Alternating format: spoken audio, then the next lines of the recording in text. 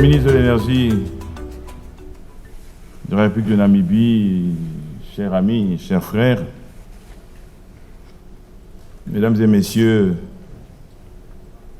des directeurs généraux des entreprises ici présentes et particulièrement merci à toi, Benoît, cher ami, d'être là. Le continent africain connaît, on le sait, le taux de croissance démographique le plus élevé au monde, avec une population majoritairement jeune, ce qui est un grand atout pour l'avenir de l'Afrique. Mais cela engendre aussi un besoin d'énergie sans précédent en termes de croissance. La réalité, vous l'avez vu, ne correspond pas du tout à cette demande croissante. Et l'Afrique aujourd'hui demeure confrontée au problème majeur de l'accès à l'énergie. Comme nous le savons tous, la transition énergétique pour lutter contre le changement climatique est devenue un challenge mondial. Elle nécessite un changement de paradigme à tous les niveaux pour rendre l'utilisation de l'énergie plus efficiente et moins génératrice de carbone, de gaz à effet de serre. S'attaquer à travers les politiques énergétiques aux émissions de gaz à effet de serre est donc devenu une priorité. Une priorité non seulement pour lutter contre les émissions de gaz à effet de serre, mais une priorité qui doit se conjuguer avec la lutte contre la pauvreté énergétique. Et c'est cela, la position africaine. Je remercie Angie, qui a écrit un excellent bouquin, qui est un best-seller en Angleterre, sur la transition énergétique juste et équitable. Et c'est le credo africain. La pauvreté énergétique est donc pour nous le problème majeur au niveau du continent africain. Plus de la moitié de la population n'a toujours pas accès à l'électricité. Ce n'est plus acceptable. Un chiffre se promène depuis 2 ans et ce chiffre, tout le monde le sait, mérite beaucoup parce que je ne le vois pas diminuer et j'espère qu'il va diminuer, qu'on arrêtera de le prononcer. Je veux le prononcer, j'espère, pour la dernière fois. 600 millions d'Africains qui n'ont pas accès à l'électricité. J'espère que l'année prochaine, quand on viendra, quel que soit l'endroit, on retrouvera NG, le chiffre ne sera plus le même. I'm fed up of saying the same thing. After 2-3 years. Ceci est un fait dramatique, est un frein à tout. 600 millions d'Africains qui n'ont pas accès à l'électricité, c'est un frein à tout. C'est un frein au développement économique, c'est un frein au développement social. C'est un frein simplement à une aspiration légitime de population à un mieux-être tout court. C'est un fait avec des conséquences dramatiques au quotidien, mais aussi pour tout ce qu'on peut avoir comme ambition pour l'Afrique. L'une des formes les plus notables de cette pauvreté énergétique est le manque d'accès au gaz propre, on va l'appeler ainsi. Et là, il y a un autre chiffre. J'espère prononcer pour la dernière fois. 900 millions d'Africains n'ont pas accès à du gaz de combustion propre. Dépendent totalement de biomasse comme le bois, le charbon ou autres pour cuisiner, pour se chauffer, pour s'éclairer. Quand vous allez dans des villages africains où il n'y a pas d'électricité et que vous voyez que l'on utilise encore le charbon de bois ou le bois de chauffe pour cuisiner, pour se chauffer, s'éclairer, vous vous demandez si on n'est pas dans un autre siècle, ou même pas dans plusieurs siècles avant le siècle actuel, et pourtant c'est encore la réalité dans de nombreux villages africains.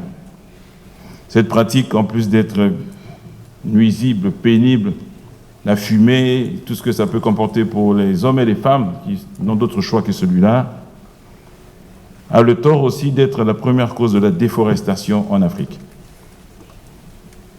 Donc ceci a tous les torts. Tous les torts. Dans un continent où le potentiel gazier, le potentiel hydrocarbure, le potentiel énergie vient de nous être montré comme étant faramineux, il n'y a pas d'autre mot. Évidemment, des efforts sont faits en Afrique, beaucoup d'initiatives sont prises. On sait que pour améliorer l'accès à l'électricité, il faut beaucoup de choses. Une des choses dont l'Afrique a voulu s'occuper et qui n'est pas encore arrivée à terme, c'est de construire des réseaux de transport d'électricité sous-régionaux. Initiative louable, dans la base d'assurer la coordination pendant quelques temps. Des études ont été faites au niveau de chaque sous-région. Aujourd'hui, on sait exactement ce qu'il faut faire pour transporter l'électricité des sites de production vers les sites de consommation. Et si nous appliquons les résultats de ces études, l'Afrique du Sud n'aurait aucun problème puisqu'elle bénéficierait, y compris de l'immense potentiel hydroélectrique d'Afrique centrale et notamment celui du barrage d'Inga. Bien sûr, cela était inclus dans les études.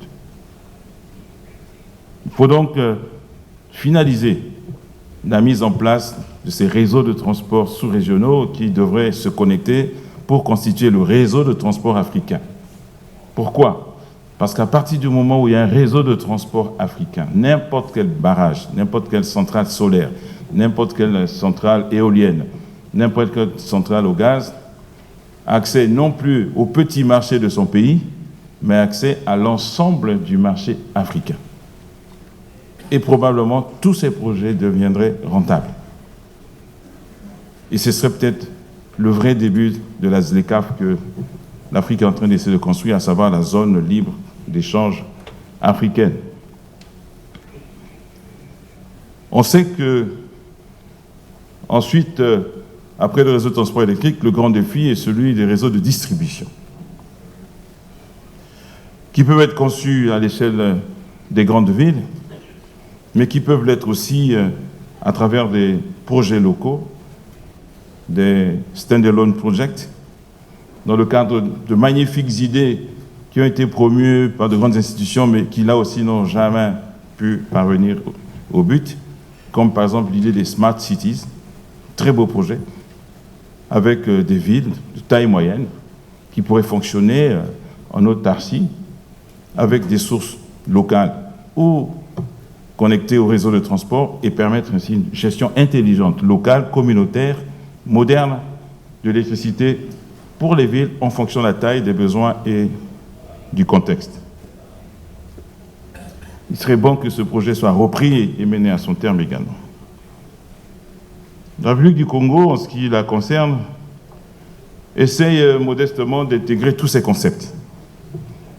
Le réseau de transport d'électricité, notre président lui a donné un nom, il s'appelle le boulevard énergétique, il est en construction depuis une quinzaine d'années. Et j'espère que nous parviendrons à couvrir l'ensemble du pays avec ce réseau de transport, mais dès le départ, le président l'a conçu comme étant un réseau qui devait très clairement s'inscrire dans l'intégration africaine et ce réseau est interconnecté. Nous venons récemment de signer un accord entre les trois pays, l'Angola, la RDC et le Congo, pour renforcer cette interconnexion à travers ce que nous avons appelé la boucle énergétique de l'amitié. Nous espérons que dans un délai raisonnable, nous serons interconnectés à l'ensemble des pays voisins de l'Afrique centrale pour avoir cet embryon de réseau sous-régional et africain dont je parlais et qui, encore une fois, est le point de départ de la lutte contre la pauvreté énergétique en Afrique. Nous avons également essayé de donner l'exemple en privilégiant pendant les années, nous continuons à le faire, l'hydroélectricité comme étant le premier mode de production électrique compte tenu du potentiel hydroélectrique congolais qui est de l'ordre de 28 000 MW. Ce n'est pas le Grand Congo, c'est le Petit Congo, mais le fleuve Congo est le même et donc par bonheur, Dieu a donné beaucoup à la RDC, a donné un peu quand même au Congo. 28 000 MW, ce n'est quand même pas mal. Aujourd'hui, sur ces 28 000 MW, nous ne produisons même pas 1000 MW. C'est le grand challenge congolais dans les 3-4 années prochaines. Je n'ai pas vu les projets, on verra avec le cabinet, on pourra vous fournir les données. Nous avons l'ambition de développer environ 2000 MW de production hydroélectrique au niveau congolais. Mais nous croyons aussi au solaire, nous y travaillons avec des partenaires, y compris pétroliers. Total discute avec nous d'un projet de 500 MW de centrales solaires, avec une première étape à 50 MW pour s'assurer de la faisabilité du projet, mais surtout de sa viabilité économique et sociale. Et ensuite, j'espère que nous pourrons arriver aux 500 MW visés. Nous espérons que les autres pétroliers, désormais ouverts à toutes les formes d'énergie, ici ouvriront. L'éolien n'a pas un énorme potentiel chez nous et donc on y travaille beaucoup moins.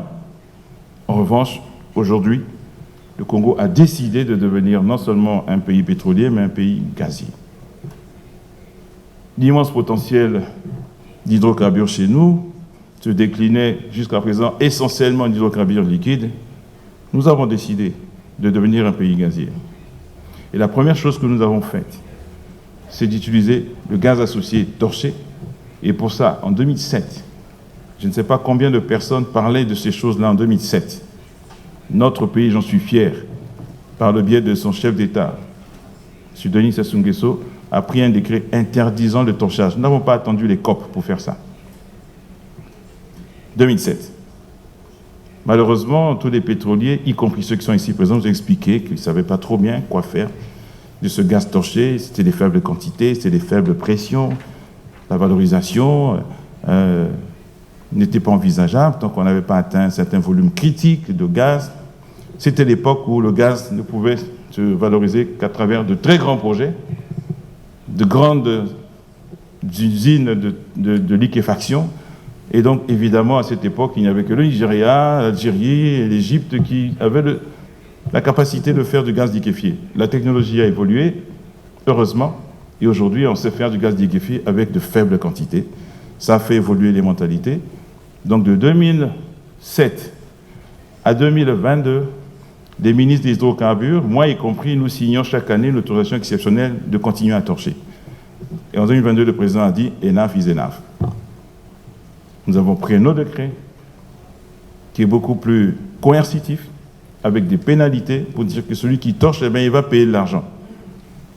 J'essaie d'apprendre auprès de NG. Money is money. And everything should be business. Nous aussi, on essaie de devenir business. Donc, ces messieurs, ils savent que s'ils torchent, ils payent. On espère que les montants qu'on a mis sont assez dissuasifs pour qu'ils ne disent pas on préfère payer. Mais en même temps, on travaille avec eux, désormais, pour valoriser ce gaz. Et on est très heureux parce qu'avec Eni, nous avons désormais un grand projet de 5 millions de dollars au minimum, ça pourrait être 7 millions de dollars, pour produire davantage de gaz associé et de gaz naturel. Eh bien, nous pourrions avoir la première exportation de gaz liquéfié dans une première phase de 600 000 tonnes par an, qui devrait passer à 3 millions de tonnes par an en 2025. Ensuite, parce que le gaz, il peut servir au moins à 3 choses. La première, produire l'électricité. Ce fameux accès à l'électricité qui, une fois de plus, est notre credo. Le gaz, au-delà du fait qu'il nous permet d'avoir des ressources additionnelles, diversifiées, a trois grandes vertus. La première, eh bien, il permet de produire de l'électricité propre. Et nous avons déjà aujourd'hui 70% de notre électricité qui est produite par une centrale à gaz. Et donc l'ambition, c'est que dans le mix énergétique, le gaz prenne de plus en plus de place aux côtés de l'hydroélectricité. Nous avons là 2 excellentes sources de production d'électricité qui, on l'espère, nous permettront d'arriver à 100% d'accès à l'électricité dans un délai court. La deuxième vertu du gaz, c'est que, eh bien, il peut fournir du GPL, du butane, que l'on peut fournir aux ménages et le chauffe, le charbon, ainsi de suite. C'est donc une excellente énergie de substitution à la biomasse qui, comme je l'ai dit, n'a que des torts. La troisième vertu, c'est que le président a fait de l'agriculture son credo actuellement et il ne comprend pas qu'ayant du phosphate, ayant du gaz, ayant de l'hydroélectricité, tout ce qu'il faut, nous importions des fertilisants. Et notre ambition est de produire des fertilisants au Congo, pas seulement pour le Congo, mais pour l'ensemble de l'Afrique. Nous travaillons avec les partenaires. Le projet est très avancé. Pour que nous commencions à entrer dans la cour des grands, mesdames et messieurs, je vous remercie.